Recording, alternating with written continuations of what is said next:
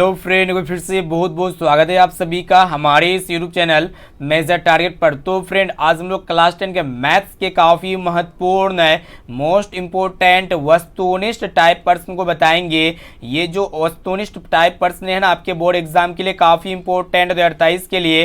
अगर आप भी इस बार मैट्रिक के बोर्ड एग्जाम देने वाले हैं, अगर आप चाहते हैं कि मैथ में एक भी प्रश्न ना छूटे तो इस क्लास को शुरू से लेकर आखिरी तक जरूर कीजिएगा, क्योंकि आज की इस क्लास में हम लोग ऐसे ऐसे महत्वपूर्ण वस्तुनिष्ठ प्रश्न को सम्मिलित किए हैं जो आपको आपके फाइनल एग्जाम में मैथ्स में आपको 100 में 100 दिलाएगा। अगर आप चाहते हैं कि आपके यहाँ पे जो है ना वस्तुनिष्ठ प्रश्न में आपका एक भी प्रश्न ना छूटे तो ये क्लास को शुरू से लेकर आखिरी तक जरूर कीजिएगा, क्योंकि ऐसे ऐसे यहाँ पे इंपॉर्टेंट वस्तुनिष्ठ प्रश्न को हम सोल्व करेंगे।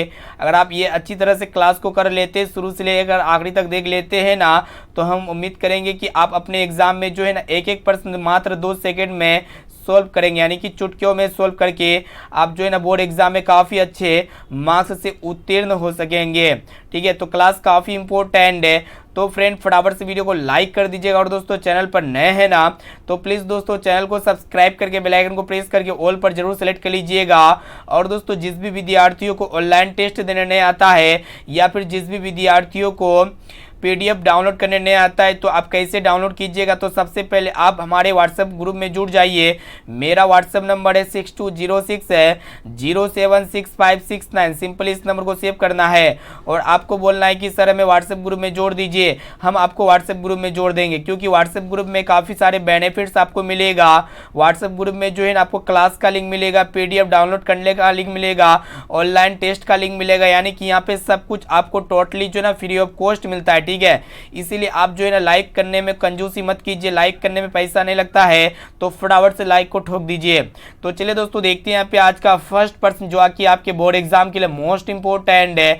ये प्रश्न जो ना गत वर्ष में काफी बार पूछा जा चुका है, इस बार भी पूछे जाएंगे। तो फ्रेंड प्रश्न ये रहा है कि मूल बिंदु का निर्देशांक क्या होती है। काफी इंपॉर्टेंट, यानी कि ओरिजिन पॉइंट का कोऑर्डिनेशन यहाँ पे आपसे पूछ रहा है। ठीक है, तो देखिएगा यहाँ पे आपको बता देते हैं, ये आपका होता है y अक्ष और ये होता है आपका x अक्ष। यानी कि मूल बिंदु क्या होता है दोस्तों यहाँ पे, यानी कि दोनों रेखाएं जहाँ पे कटती है वो उसका मूल बिंदु कहलाती है। तो कहने का अर्थ है कि यहाँ पे आपका y अक्ष और x अक्ष का कटान बिंदु क्या कहलाती है, मूल बिंदु कहलाती है।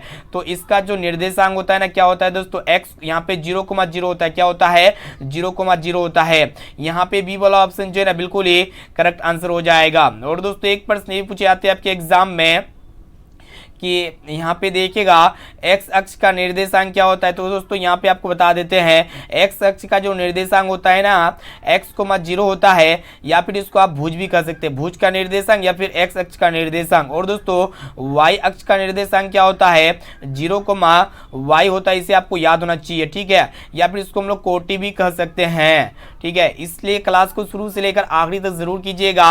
हम जो है ना सारा प्रश्न आपको एक्स्ट्रा बताएंगे, डिटेल में बताने का कोशिश करेंगे।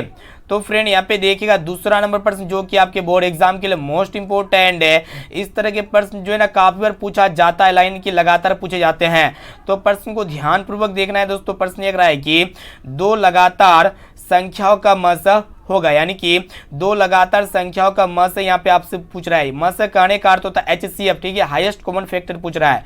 तो फ्रेंड यहाँ पे कोई भी संख्या ले लीजिए, लगातार होना चाहिए। जैसे कि यहाँ पे 1,2 लगातार संख्या है, कुछ भी आपको संख्या लेना है, सिर्फ और सिर्फ 2 ही को संख्या लेना है। जैसे कि 3,4 हो गया, फिर इसी प्रकार यहाँ पे 5,6 लेंगे। तो यहाँ पे जो है ना आपको लगातार संख्या लेना है। ठीक है, तो लगातार संख्या लेना है, कोई भी संख्या ले सकते हो, वो लगातार होना चाहिए, कंटिन्यू होना चाहिए, उसका मस ज्ञात करना होगा। मान लिया यहाँ पे पहला संख्या 1,2 है, इसका मस आपको ज्ञात करना है। तो मस ज्ञात करने का सबसे आसान तरीका होता है यहाँ पे देखिएगा भाग विधि। तो इसको जब हम लोग यहाँ पे भाग विधि के द्वारा जब इसको हम लोग मस ज्ञात करेंगे तो यहाँ पे 2 टाइम्स में जाएगा। ठीक है, कितना टाइम्स में जाएगा, 2 टाइम्स में आपका कट गया।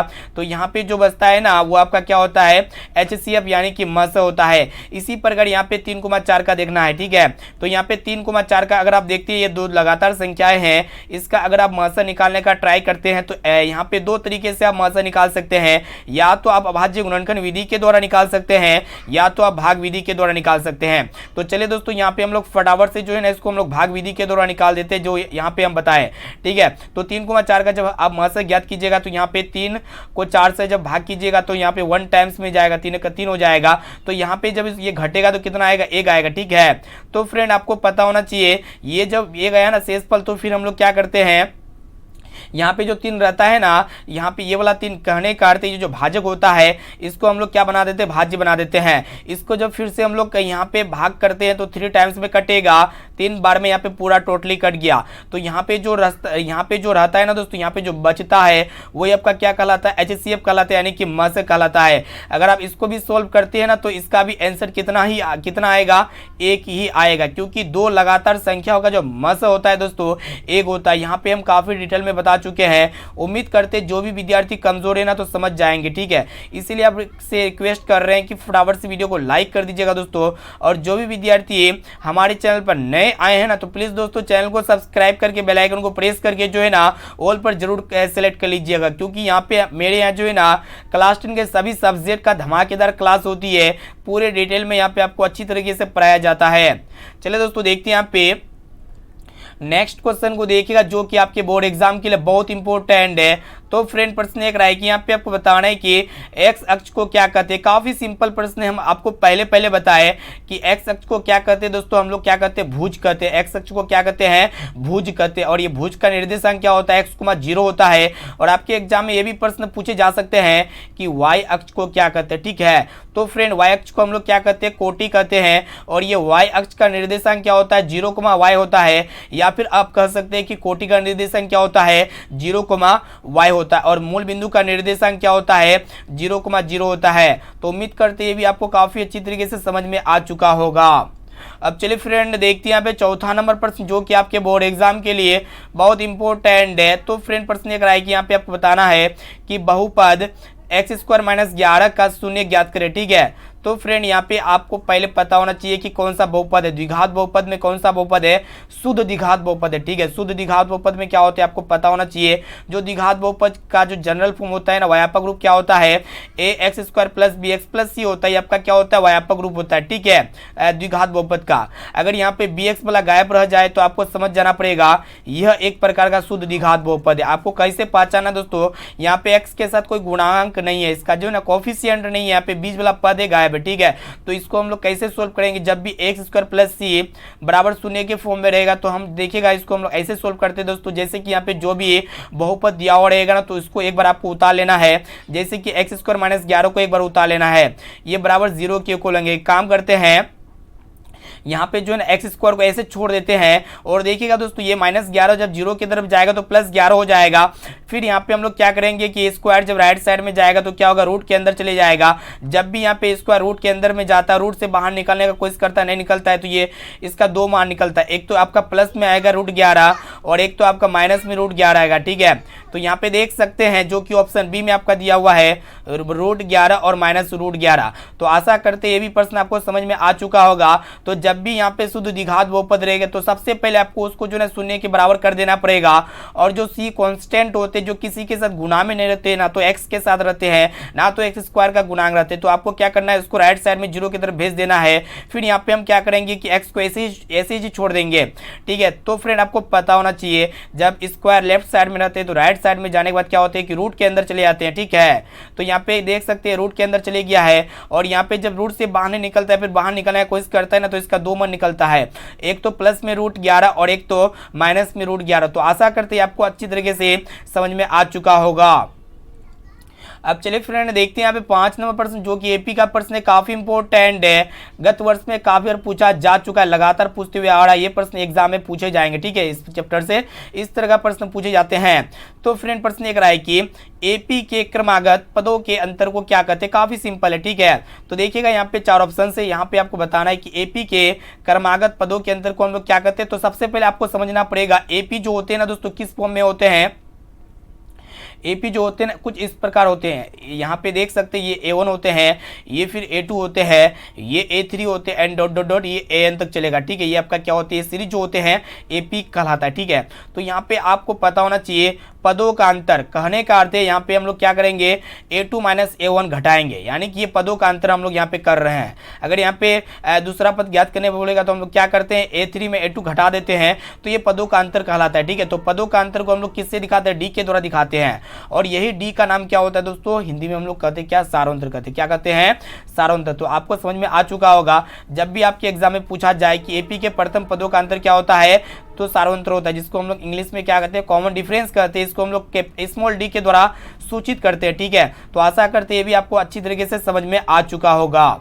अब आइए फ्रेंड देखते हैं यहाँ पे 6 नंबर प्रश्न को देखिएगा, जो कि काफी सिंपल प्रश्न है, इसको अच्छी तरह से नोट कर लीजिएगा। तो यहाँ पे आपको बताना है कि बहुलक ज्ञात करें। यहाँ पे जो डाटा दिया हुआ है ना दोस्तों, यहाँ पे आपको क्या करना है, इसका बहुलक ज्ञात करना है, ठीक है। तो बहुलक ज्ञात करने का काफी सिंपल तरीका होता है, जो भी डाटा दिया हुआ रहता है, जो सबसे ज्यादा रिपीट होता है ना, जो सबसे ज्यादा बार आता है, वही उसका क्या कहलाता है, बहुपद कहलाता है। जैसे कि यहाँ पे 3 सिर्फ और सिर्फ एक ही बार है, और यहाँ पे देखा जाए तो 4 भी एक ही बार है, और यहाँ पे देखा जाए तो 7 एक बार है, फिर यहाँ पे 2 बार है, और यहाँ पे 3 बार है, यानी कि यहाँ पे 7 सबसे ज्यादा बार रिपीट कर रही है। तो संख्या पे जो संख्या जो सबसे ज्यादा बार रिपीट करेगी ना, वही उसका क्या कहलाएगा, बहुपद कहलाएगा, मोड कहलाएगा। यानी कि यहाँ पे ए वाला ऑप्शन जो है ना बिल्कुल ही करेक्ट आंसर हो जाएगा। तो जब भी आपसे पूछा जाए बहुपद बहुलक, तो आपको क्या करना होगा दोस्तों, जो संख्या रहेगी ना, जो सबसे ज्यादा बार रिपीट करेगी, वही उसका क्या कहलाता है, बहुलक कहलाता है, ठीक है। चलिए देखते हैं यहाँ पे नेक्स्ट क्वेश्चन को देखिएगा, जो कि आपके बोर्ड एग्जाम के लिए मोस्ट इंपोर्टेंट है। तो फ्रेंड प्रश्न देख रहा है कि 10, 13, 14, 9, 16 का परिसर ज्ञात करना है, ठीक है। काफी सिंपल प्रश्न है, बच्चे भी सॉल्व कर लेंगे, ठीक है। तो यहाँ पे देखिएगा दोस्तों, परिसर क्या होता है, जिसको हम लोग इंग्लिश में क्या कहते हैं, रेंज कहते हैं। तो इसके लिए एक फॉर्मूला होता है स्पेशली, ठीक है। तो परिसर बराबर जो होते हैं, आप यहाँ पे याद रखिएगा दोस्तों, ठीक है। परिसर बराबर क्या होते हैं, उच्चतम मान माइनस निम्नतम मान होते हैं, यानी कि highest value minus lowest value होते हैं। तो कहने का अर्थ यहाँ पे रेंज इक्वल क्या होते हैं, highest value minus lowest value होते हैं, ठीक है। परिसर बराबर उच्चतम मान माइनस निम्नतम मान। तो सबसे ज्यादा यहाँ पे कौन संख्या बड़ी है, तो यहाँ पे आप कहेंगे सर यहाँ पे 16 बड़ी है, तो यहाँ पे हम लोग 16 को रख देंगे, उसके बाद यहाँ पे दोनों का अंतर करेंगे। कहने का अर्थ है यहाँ पे जो सबसे लोवेस्ट वैल्यू है ना, सबसे छोटी संख्या कौन है, यहाँ पे देखा जाए तो यहाँ पे जो सबसे छोटी संख्या दोस्तों 9 है। तो यहाँ पे जब परिसर ज्ञात करेंगे, दोनों का अंतर करेंगे, तो कितना आएगा, 7 आएगा। तो इसका परिसर कितना आ गया दोस्तों, 7। तो यहाँ पे आप समझ चुके होंगे। तो जब भी आपसे परिसर पूछे, तो आपको समझ जाना पड़ेगा कि जो सबसे बड़ी संख्या है ना, बड़ी संख्या में छोटी संख्या घटाना है, ठीक है। जो सबसे बड़ी संख्या रहेगी, उसमें आपको छोटी संख्या घटा देना है, और जो रिजल्ट आएगा वही उसका क्या कहलाएगा, परिसर कहलाएगा। अब आइए फ्रेंड देखते हैं यहाँ पे नेक्स्ट क्वेश्चन को देखिएगा, जो कि काफी इंपॉर्टेंट है और काफी बार पूछा जा चुका है। एक क्वेश्चन बहुत ही महत्वपूर्ण यहाँ पे प्रश्न आपके लिए सेलेक्ट करके लेके आए हुए हैं, इसलिए क्लास को शुरू से लेकर आखिरी तक जरूर कीजिएगा। तो फ्रेंड यहाँ पे प्रश्न देख रहा है कि पाई एक संख्या, तो आपको काफी और बता चुके हैं दोस्तों, पाई एक प्रकार का कैसा संख्या होती है, अपरिमेय संख्या होती है। कैसा संख्या होती है, अपरिमेय संख्या होती है। यानी कि यहाँ पे बी वाला ऑप्शन जो है ना बिल्कुल ही करेक्ट आंसर हो जाएगा। तो जिस भी विद्यार्थियों को अपरिमेय संख्या पता नहीं है, तो आप यहाँ पे समझिएगा दोस्तों, जिसे हम लोग P/Q के फॉर्म में लिख नहीं सकते हैं, ठीक है। जिसे हम लोग P/Q के फॉर्म में लिख नहीं सकते, और यहाँ पे Q 0 के इक्वल नहीं होंगे, वही उसका क्या कहलाता है, अपरिमेय संख्या कहलाता है। या फिर आप कह सकते हैं जो रूट से बाहर नहीं निकलता है, ठीक है, वो उसका क्या कहलाता है, अपरिमेय संख्या कहलाता है, ठीक है। इसे आपको याद होना चाहिए। अब आइए फ्रेंड देखते हैं यहाँ पे त्रिकोणमिति का प्रश्न है। इस प्रश्न को इसलिए इसको सेलेक्ट किए क्योंकि गत वर्ष में काफी बार पूछा जा चुका है, 12 से 13 बार पूछा जा चुका है। तो प्रश्न को देखना है कि 9 sec स्क्वायर ए माइनस 9 tan स्क्वायर किसके बराबर है। काफी सिंपल प्रश्न है, इसको हम लोग चुटकियों में हल करते हैं। तो सबसे पहले यहाँ पे आपको पता होना चाहिए कि दोनों में उभयनिष्ठ क्या है, नो उभयनिष्ठ है। तो यहाँ पे हम लोग क्या करेंगे दोस्तों, 9 को कॉमन ले लेंगे, और अंदर में आपका क्या बचता है, सिर्फ और सिर्फ सेक स्क्वायर बचता है, माइनस में tan स्क्वायर बचता है, ठीक है, इतना ही बचता है। उसके बाद यहाँ पे देखिए आगे क्या होता है। तो सबसे पहले यहाँ पे आपको पता होना चाहिए, यहाँ पे 9 जो है ना दोस्तों, ये गुना में है, तो 9 को गुना कर देंगे, और sec square minus tan square एक फॉर्मूला आपको पता होना चाहिए। त्रिकोणमिति में जितने भी फॉर्मूलास है ना, सब कुछ आपको याद होना चाहिए। तो यहाँ पे देखिएगा, अगर याद नहीं है तो यहाँ पे देखिए दोस्तों, यहाँ पे sec square minus tan square किसके इक्वल होंगे, 1 के इक्वल होंगे, ठीक है। आपको फॉर्मूला पता होना चाहिए, इसको नोट कर लीजिएगा। लीजिएगा, आपको याद कर लीजिए दोस्तों ये फॉर्मूला को। Sec square minus tan square किसके इक्वल होते हैं, 1 के इक्वल होते हैं। तो यहाँ पे हम लोग क्या करेंगे, 1 लिख देंगे, और ये जब 9 और 1 दोनों का गुणनफल कितना होगा, 9 होगा। यहाँ पे देख सकते हो ऑप्शन बी में आपका दिया हुआ है, यहाँ पे बी वाला ऑप्शन जो है ना बिल्कुल ही करेक्ट आंसर हो जाएगा। अब चलिए फ्रेंड देखते हैं यहाँ पे नेक्स्ट क्वेश्चन को देखिएगा। 10 नंबर प्रश्न भी आपके बोर्ड एग्जाम के लिए बहुत इंपॉर्टेंट है। तो फ्रेंड प्रश्न एक रहा है कि यहाँ पे आपको बताना है यदि tan थीटा बराबर √3 हो तो थीटा का मान ज्ञात करेगा। काफी सिंपल प्रश्न है। तो सबसे पहले यहाँ पे आपको पता होना चाहिए, यहाँ पे जो वैल्यू दिया हुआ है tan थीटा का मान कितना दिया हुआ दोस्तों, √3 दिया हुआ। तो यहाँ पे आपसे क्या पूछ रहा है कि थीटा का मान कितना होगा, ठीक है। तो चलिए इसको हम लोग फटाफट से सोल्व करते हैं। एक काम करते हैं, tan थीटा है ना, तो इसको ऐसे रहने देते हैं। और आपको पता होना चाहिए कि ट्रिग्नोमेट्री में tan थीटा में यहाँ पे कितने डिग्री के मान पे √3 आता है, ठीक है।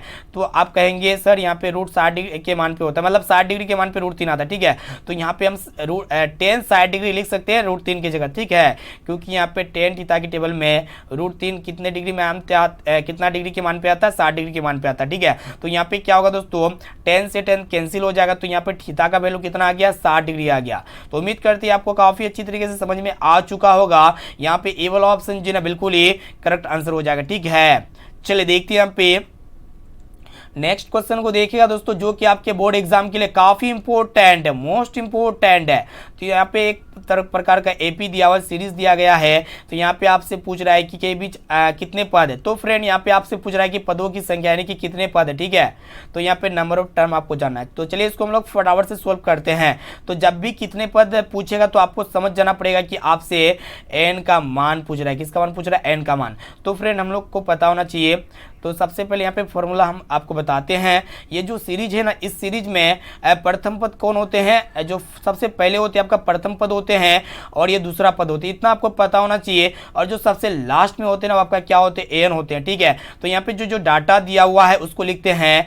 तो यहाँ पे देखिएगा दोस्तों, प्रथम पद का मान यानी कि A1 का मान यहाँ पे देखिएगा 3 दिया हुआ है, और यहाँ पे 8, यहाँ पे हम लोग सबसे पहले D का मान ज्ञात कर लेते हैं, जिसको हम क्या कहते हैं, कॉमन डिफरेंस कहते हैं। इसी वीडियो में हम आपको बताए, जिसको हम लोग सारांतर कहते हैं। तो यहाँ पे D कैसे निकलता है दोस्तों, सिंपली हम लोग A2 में A1 को घटा देते हैं। तो यहाँ पे देख सकते हैं A2 का मान कितना दिया गया है, 7 दिया गया है, माइनस A1 का मान यहाँ पे 3 दिया गया है। तो यहाँ पे दोनों घट के कितना आएगा, 4 आएगा। कितना आएगा, 4। तो यहाँ पे D का मान प्राप्त हो चुका है 4। तो चलिए हम लोग यहाँ पे फॉर्मूला लगाते हैं, उसके बाद यहाँ पे कैलकुलेट करेंगे तो आंसर आ जाएगा। तो फ्रेंड यहाँ पे an का मान जो है ना 35 दिया गया, ठीक है। तो चलिए यहाँ पे an बराबर फॉर्मूला क्या होता है दोस्तों, a plus n-1 into D होता है, आपको पता होना चाहिए, ठीक है। ये किसके इक्वल होंगे, 35 के इक्वल होंगे। तो चलिए हम लोग यहाँ पे फटाफट से वैल्यू को रख देते हैं, उसके बाद कैलकुलेट करेंगे तो यहाँ पे आपका आंसर जो है आपके सामने यहाँ पे प्रस्तुत हो जाएगा, ठीक है। तो यहाँ पे देख सकते हैं A1 जिसको हम लोग ए भी कहते हैं, यहाँ पे कितना आया हुआ है, 3 आया हुआ है। तो यहाँ पे 3 लिख देंगे। तो यहाँ पे 3 प्लस n का मान कुछ नहीं है, हमको ज्ञात करना है। तो n-1 को ऐसे रहने देते, इसको कुछ भी नहीं करेंगे। और d का मान दिया गया कॉमन डिफरेंस, यहाँ पे 4 अभी भी ज्ञात किए, तो बराबर ये किसके इक्वल होंगे, 35 के इक्वल होंगे। एक काम करते हैं, 3 प्लस में तो राइट साइड में जाएगा तो माइनस में हो जाएगा। तो यहाँ पे n-1 इंटू 4 बराबर हो जाएगा 35 में कितना घटाएंगे दोस्तों, 3 घटा देंगे, ठीक, कितना घटाएंगे, 3 घटा देंगे। एक काम करते हैं, n-1 है ना, इसको ऐसे रहने देते हैं। उसके बाद देख सकते हैं 4 गुना में तो राइट साइड में जाएगा तो बट्टे के फॉर्म में चले जाएगा। ये देखिएगा यहाँ पे 35 में 3 घट के कितना आएगा, 32 आएगा। और हम आपको क्या बताए कि n-1 ये 4 जो ना गुना में है, तो राइट साइड में जाएगा तो बट्टे के फॉर्म में चले गया। इसको जब हम लोग काटेंगे तो 8 टाइम्स में कटेगा, 4 8 32 होता है। एक काम करते हैं दोस्तों, यहाँ पे n-1 का मान कितना आया हुआ है, 8 आया हुआ है, ठीक है। तो यहाँ पे n को ऐसे चलाने देते हैं। उसके बाद यहाँ पे -1 जब राइट साइड में जाएगा तो +1 हो जाएगा। आप दोनों को ऐड करेंगे तो कितना आएगा, 9 आएगा। तो देख सकते हैं यहाँ पे ऑप्शन सी में आपका आया हुआ है। यहाँ पे सी वाला ऑप्शन जो है ना बिल्कुल ही करेक्ट आंसर हो जाएगा। उम्मीद करते हैं प्रश्न आपको काफी अच्छी तरीके से समझ में आ चुका होगा। अब आइए फ्रेंड देखते हैं यहाँ पे नेक्स्ट क्वेश्चन, जो कि आपके बोर्ड एग्जाम में कई बार पूछा जा चुका है, यानी कि प्रत्येक वर्ष ये प्रश्न पूछे जाते हैं। इस तरह के प्रश्न यहाँ पे डाटा अलग हो सकते हैं, लेकिन यहाँ पे कैलकुलेट सेम रहेंगे। तो फ्रेंड यहाँ पे देख सकते हैं, यदि पहली संख्या a दिया गया है और दूसरी संख्या 25 है और इनका महत्व 5 दिया गया है और लसागु 100 है, तो यहाँ पे आपसे पूछ रहा है कि a यानी कि पहली संख्या ज्ञात करना है, ठीक है। तो चलिए दोस्तों, आपको पता होना चाहिए फॉर्मूला, क्या फॉर्मूला होता है।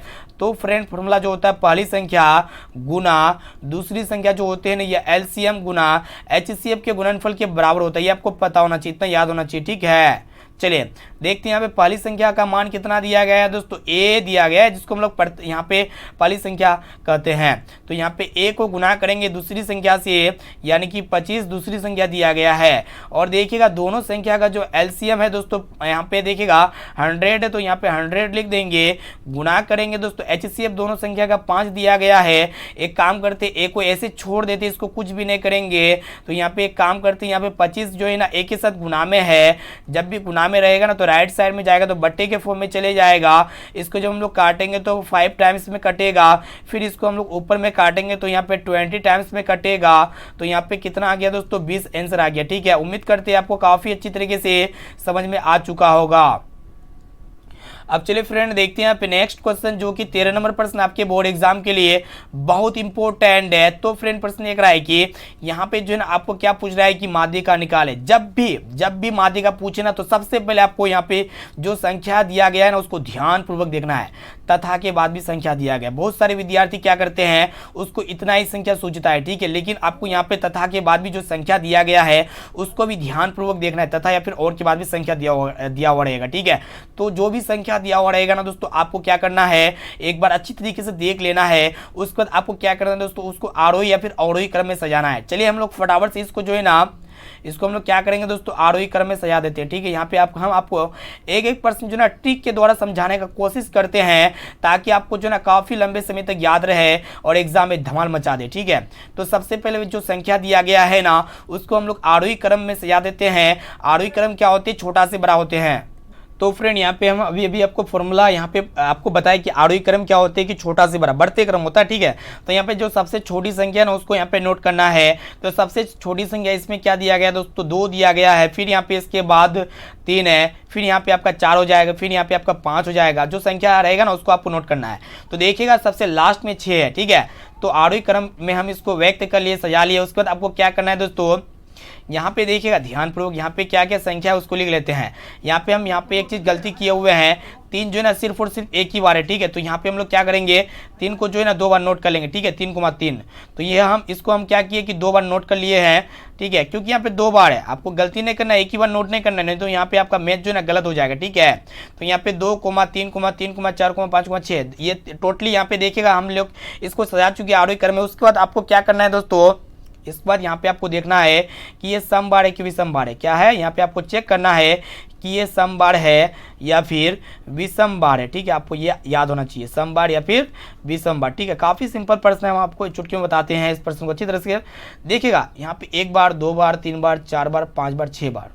यहाँ पे देख सकते हैं 1 बार, 2 बार, 3 बार, 4 बार, 5 बार, 6 बार। ये क्या है दोस्तों, सम बार है। क्या कितना बार है, सम बार है। तो जब भी सम बार रहेगा ना तो आपको यहाँ पे क्या करना है, पीछे तरफ से जो है ना यहाँ पे 2 ले लेना है और इसके आगे की तरफ से 2 संख्या ले लेना है, ठीक है। यानी कि इसको बराबर भागों में बांटना है। हम क्या करेंगे कि यहाँ पे जो संख्या रहेगी ना, जैसे कि यहाँ पे 3 + 4, यहाँ पे देखिएगा 3 और 4 बचा हुआ है, तो हम लोग क्या करेंगे दोस्तों, 3 + 4 कर देंगे, बटे यहाँ पे 2 कर देंगे, ठीक है। और दोनों को ऐड कर देंगे, तो यहाँ पे दोनों को ऐड करेंगे तो कितना आएगा, 7 आएगा, 7/2। इसको जब हम लोग काटेंगे तो 3.5 आएगा, कितना आएगा, 3 यानी कि 3.5 आएगा। तो यह इसका क्या हो गया दोस्तों, इसका क्या हो गया, माध्यिका निकल गया, ठीक है। कितना निकल गया, 3,5। ये आपका राइट आंसर हो गया, ऑप्शन भी करेक्ट आंसर हो गया, ठीक है। तो उम्मीद करते हैं आपको अच्छी तरीके से समझ में आ चुका होगा। चलिए यहाँ पे हम जो है ना आपको विषम बार भी बताते हैं, ठीक है।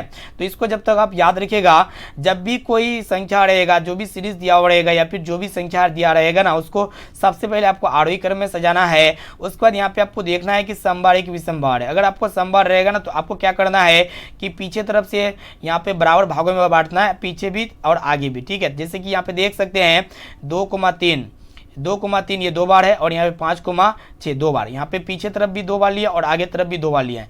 तो यहाँ पे बराबर भागों में बांट दिया और आपका बीच में क्या बचा है दोस्तों, 3,6 बचा है। तो हम लोग क्या किए कि दोनों को ऐड कर दिए, फिर बटे 2 कर दिए, ठीक है। इसको हम लोग काटेंगे तो काटने के बाद जो आंसर आएगा वो आपका राइट आंसर हो जाएगा, ठीक है। ऑप्शन भी यहाँ पे आपका करेक्ट आंसर हो गया, ठीक है। चलिए फ्रेंड देखते हैं यहाँ पे नेक्स्ट क्वेश्चन, 14 नंबर प्रश्न, जो कि आपके बोर्ड एग्जाम के लिए बहुत इंपॉर्टेंट है। तो प्रश्न को देखना है। प्रश्न देख रहा है कि यदि किसी त्रिज्याखंड का त्रिज्या 7 मीटर तथा थीटा 90 डिग्री हो तो त्रिज्याखंड का क्या पूछ रहा है आपसे, क्षेत्रफल ज्ञात करने पूछ रहा है, ठीक है। तो फ्रेंड यहाँ पे क्षेत्रफल कैसे ज्ञात करेंगे, तो सबसे पहले जो डाटा दिया हो ना उसको नोट कर लेते हैं। तो यहाँ पे आर का मान कितना दिया गया दोस्तों, 7 मीटर दिया गया, ठीक है। और यहाँ पे थीटा का मान कितना दिया गया है, 90 डिग्री दिया गया, ठीक है। और यहाँ पे हम क्या करेंगे कि त्रिज्या खंड का क्षेत्रफल ज्ञात करेंगे। तो त्रिज्या खंड का क्षेत्रफल कैसे ज्ञात करते हैं, इसके लिए फॉर्मूला होता है थीटा बटे 360 डिग्री गुना पाई आर स्क्वायर होता है। ये फॉर्मूला काफ़ी इजी है, ये हम बार बार आपको बताएं, ठीक है। तो चलिए यहाँ पे हम लोग मान रखते हैं, उसका आंसर आ जाएगा, कैलकुलेट करेंगे, ठीक है। तो यहाँ पे देख सकते हैं दोस्तों थीटा का मान कितना दिया गया है, 90 डिग्री दिया गया। तो यहाँ पे हम लोग 90 डिग्री लिख देंगे, बटे करेंगे 360 डिग्री। फिर यहाँ पे हम लोग क्या करेंगे, पाई का वैल्यू होता है 22/7, तो यहाँ पे 22/7 लिख चुके हैं। फिर यहाँ पे देख सकते हैं त्रिज्या कितना दिया गया, 7 दिया गया। तो यहाँ पे हम लोग क्या करेंगे, इसका स्क्वायर करेंगे, क्योंकि यहाँ पे आर यानी कि 7 इसको 2 बार गुणा करेंगे। तो यहाँ पे देखिएगा दोस्तों 7 से 7 कैंसिल हो चुका है। फिर यहाँ पे 9 चौको 36 हो गया, ठीक है। तो इसको हम लोग काटेंगे 2 बार में, 22 यहाँ पे कट जाएगा। तो यहाँ पे ऊपर में 11 को 7 से गुना करेंगे, तो 11 7 से 77 हो गया, फिर बटे 2। तो यहाँ पे 77/2, जो कि यहाँ पे देख सकते हो ऑप्शन डी में आपका दिया गया है, यानी कि यहाँ पे डी वाला ऑप्शन जो है ना बिल्कुल ही करेक्ट आंसर हो जाएगा। चलिए यहाँ पे काफी शानदार प्रश्न को देख रहे हैं। जो भी विद्यार्थी अभी तक वीडियो को लाइक नहीं किए ना, तो प्लीज दोस्तों जल्दी से फटाफट से वीडियो को लाइक कर दीजिएगा, ठीक है। चलिए देखते हैं 15 नंबर प्रश्न, जो कि आपके बोर्ड एग्जाम के लिए बहुत इंपॉर्टेंट है। तो फ्रेंड प्रश्न एक रहा है कि यहाँ पे आपको बताना है कि 400 के अभाज्य गुणनखंड में 2 का महत्तम घात कितना होगा। काफी सिंपल है। तो सबसे पहले हम लोग क्या करेंगे कि 400 का अभाज्य गुणनखंड ज्ञात करेंगे, ठीक है। तो चलिए इसको हम लोग फटाफट से सोल्व करते हैं। तो यहाँ पे 200 बार में कटेगा, फिर ये आपका 100 बार में कटेगा, फिर ये आपका कितना बार में कटेगा दोस्तों, 50 बार में कटेगा। कितना बार में कटेगा, 50 बार में। फिर इसको हम लोग जब काटेंगे तो देखते हैं कितना बार में कटता है, ये आपका 25 बार में कटता है, ठीक है। तो इसको हम लोग सोल्व करेंगे तो देख सकते हैं यहाँ पे 2 कितना बार है, ठीक है। 2 2 3 4, 2 कितना बार है दोस्तों, 4 बार है। तो 2 को 4, 2 की पावर 4 लिख सकते हैं। और यहाँ पे देखिएगा, फिर हम लोग यहाँ पे 5 25 कर सकते हैं। इसके आगे भी सोल्व कर सकते हैं, नहीं भी सोल्व करने से चलेगा, ठीक है। तो यहाँ पे 2 के पावर 5 हो गया, फिर यहाँ पे 5 की पावर 2 हो गया। तो देख सकते हैं आप दोस्तों कि 2 कितना बार है, 4 बार है। कितना बार है, 4। तो यहाँ पे 2 का महत्तम घात जानना है, हाईएस्ट पावर जानना है। तो कितना बार है दोस्तों, 4 बार, जो कि यहाँ पे ए ऑप्शन में दिया गया है, यानी कि ए वाला ऑप्शन जो है ना बिल्कुल ही करेक्ट आंसर हो जाएगा। तो फ्रेंड यहाँ पे हम जो है ना फाइनली क्लास 10 के मैथ्स के काफी महत्वपूर्ण है, मोस्ट इंपोर्टेंट है, 15 वस्तुनिष्ठ टाइप प्रश्न को बता चुके हैं। अगर आप ये अच्छी तरीके से पढ़ लेते, समझ लेते ना, तो आप जो है ना बोर्ड एग्जाम में इस वीडियो से काफ़ी सारे नंबर आएंगे, ठीक है। यानी कि बहुत सारे प्रश्न इसी वीडियो से रहेगा, इसी टाइप के प्रश्न रहेंगे, इसी पे बेस्ड रहेंगे, इसी पर आधारित रहेंगे। तो आप हमें फटाफट से कमेंट करके बताइएगा कि ये 15 प्रश्न में से आपको पहले से कितना प्रश्न का श्योर सटीक आंसर आता है। इसका जवाब जो है ना आपको इसी वीडियो में कमेंट करके बता देना है, या फिर आपको बताना है कि 15 में से आपको कितना प्रश्न समझ में नहीं आया। इसका भी जवाब आप बता सकते हैं इस वीडियो में कमेंट करके फटाफट से, ठीक है। और इस वीडियो को अपने दोस्तों में जरूर शेयर कीजिएगा। और इनके आपके लिए जो है ना स्पेशली यहाँ पे SW क्वेश्चन लाए हुए हैं, तो इसका भी जो राइट आंसर लगता है ना, तो जल्दी से फटाफट से आप हमें कमेंट करके बता सकते हैं। तो प्रश्न एक रहा है कि रेखिक बहुपद x-3 के शून्य ज्ञात करें। शून्य यहाँ पे आपको पूछ रहा है, ठीक है। तो इसका भी राइट आंसर जो भी लगता है ना, तो जल्दी से फटाफट से आप हमें कमेंट बॉक्स में कमेंट करके जरूर बताइएगा। और जो भी विद्यार्थी अभी तक हमारे व्हाट्सएप ग्रुप में नहीं जुड़े हैं, तो जल्दी से फटाफट से मेरा व्हाट्सएप नंबर को नोट कर सकते हैं, 6206076569। सिंपली इस नंबर को सेव करना है और आपको बोलना है कि सर हमें व्हाट्सएप ग्रुप में जोड़ दीजिए। तो हम जो है ना आपको व्हाट्सएप ग्रुप में यहाँ पे जोड़ देंगे, ठीक है। तो फिर मिलते हैं यहाँ पे नेक्स्ट क्लास में। आज के लिए इतना है, थैंक यू।